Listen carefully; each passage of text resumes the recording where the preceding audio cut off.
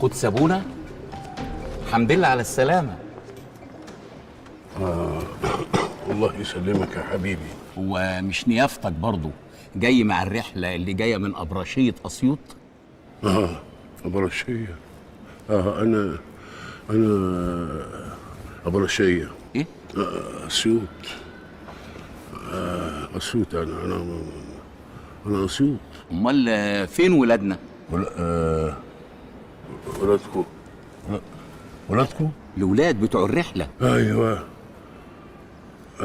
هم جايين في القطر. اصل انا قلت اجي بالبيجو بدري بقى كده شويه، يعني اجي بدري كده شويه، اقعد بقى براحتي اصلي كده بقى، يعني عارف بقى لما بيجوا بقى دوشتهم بقى ويعملوا دوشه وزيطه ويقعدوا يهللوا يعني كده. بس هم بصراحه اولاد ناس، بس يعني ما تخافش، يعني مش هيكسروا حاجه، يعني مش هيكسروا حاجه. قدس ابونا، الحمد لله على السلامه. الله يسلمك يا حبيبي.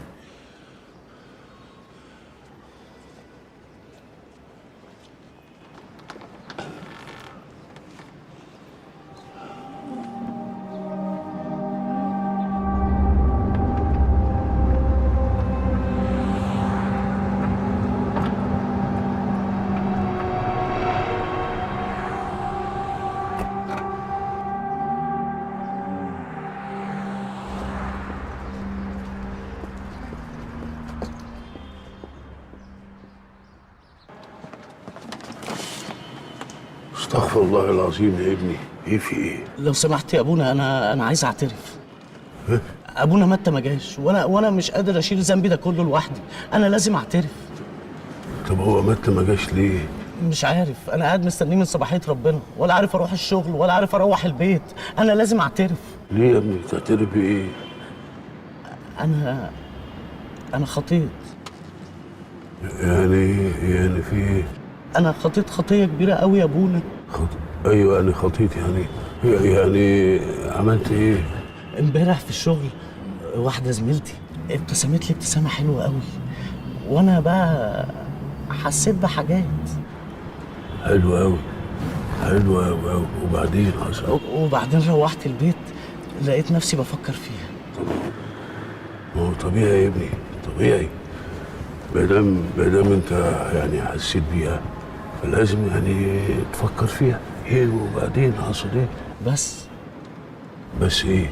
بس خلاص. يعني ايه؟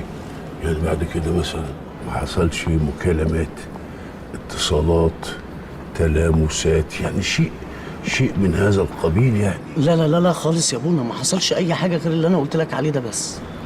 طب قوم روح يا ابني، قوم روح، قوم. اقوم اروح فين؟ انت كويس يا ابني، انت كويس. قوم روح لامك، امشي، اتكل على الله، امشي. اللهم لا حول ولا قوة إلا بالله العلي العظيم. انت بتعمل ايه؟ انت بتضحكي؟ ماشي.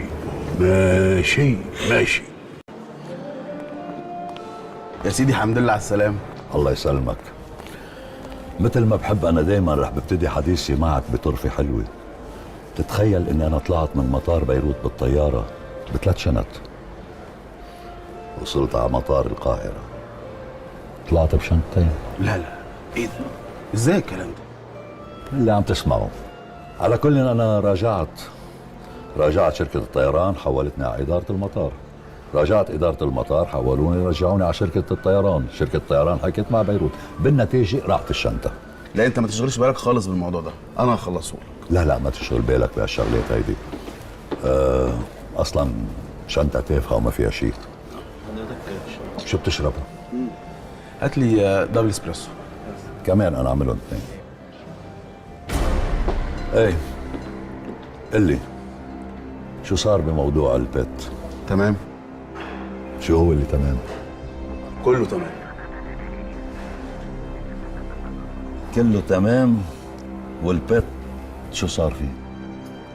التاب هنجيبه. كيف بدك تجيبه وهو صار بإيد الأمن الوطني؟ اوعى تكون مفتكر نحن مش متابعين الموضوع يعني ولا مهتمين فيه. شوف يا موسى يا سعد، انا الموضوع كله تحت ايدي. اسمعني منيح، نحن لما اتفقنا كان اتفاقنا واضح وصريح، وقربك من معالي الوزير المفترض يسهل مهمتك وبخلال اسبوع نستلم البيت. هلا صار ابعد عن ايدينا. هو الظروف كلها اتغيرت، واعتقد انت شايف كويس جدا ان الظروف كلها اتغيرت، فعشان كده انا بطلب منك تديني مهله اسبوع، وقبل نهايه المده التابع يكون في ايدك. اسبوع؟ انا رح بعطيك مهله اسبوع، بس مش مشان جيب البيت. رح بعطيك مهله اسبوع لترجع الديبوزيت اللي اخذته مني.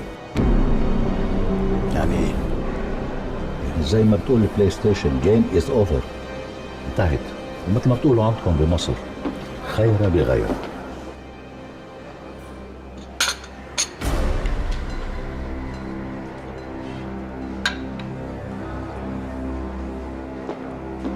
بدمتك هيدي دبل؟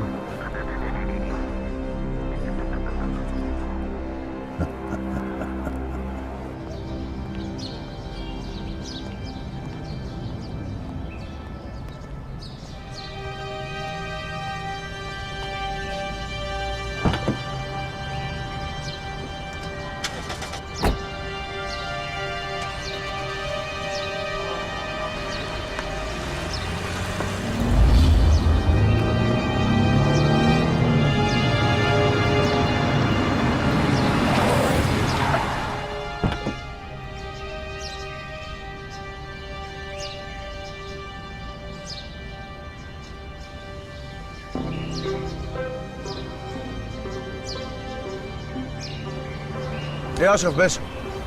هو انا متراقب ولا ايه؟ ليه بس يا استاذ حازم؟ في ايه؟ لا يا باشا، لو انا متراقب تقول لي، لو انت شاكك في حاجه تخصني يا باشا ممكن تحولني للتحقيق، لكن شغل العيال الصغيره ده مش من مقامكم يعني. ايه ده يا حازم بيه؟ احنا بنأمنك. وبعدين انت نسيت ان انت جوز بنت معالي الوزيره ولا ايه؟ طب انا رايح على الشركه، يلا تعالى بقى. قلت لك اللي زي دول ما يتراقبوش بعربيات. بالعكس بقى، اللي زي حازم وادهم دولت لازم يعرفوا ان هم بيتراقبوا. اديك سمعت بنفسك، اول ما خد باله اتوتر، والتوتر هيزود الغلطات، وده في مصلحتنا. توتر انا؟ سمعنا كده اتوترت وقامت راحت الكنيسه صح؟ لا، ممكن تكون مثلا عندها مناسبه هناك مع واحده صاحبتها. تحضر القداس مثلا؟ صلاه اشرف. انت مش فاهم يعني؟ لا فاهم، بس انت متخيل ان احنا ممكن نعمل ايه؟ نعمل ايه؟ ندخل الكنيسه ونطربعها لحد ما يطلع درويش. في ايه؟ سلام، عشان نحل قضيه الوزيره فنلبس الوزاره كلها قضيه فتنه طائفيه. يا عمنا الراجل ده عارف هو بيعمل ايه كويس قوي، وجوده بره فادنا ولسه هيفيدنا كتير. قول يا اشرف كنت. خليك انت كده مش مصدق.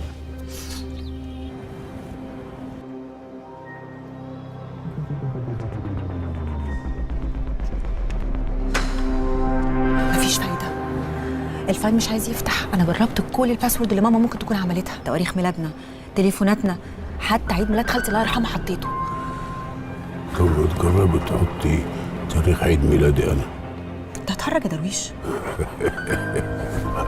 ما هو الغلبي هعمل ايه يعني؟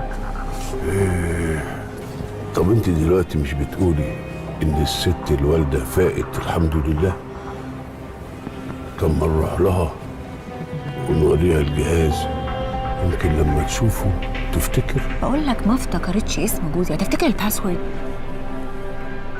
أنت عارف الجهاز ده عايز مهندس IT شاطر قوي علشان يعرف يفتحه. بص انت تسيب لي الجهاز عشان انا عارفه واحد ممكن يساعدنا في القصه دي. لا معلش سوري، لا. هو ايه اللي لا سوري، هو انت تقفلها وبعدين تسيبني؟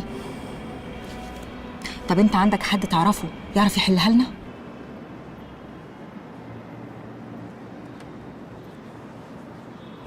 اعرف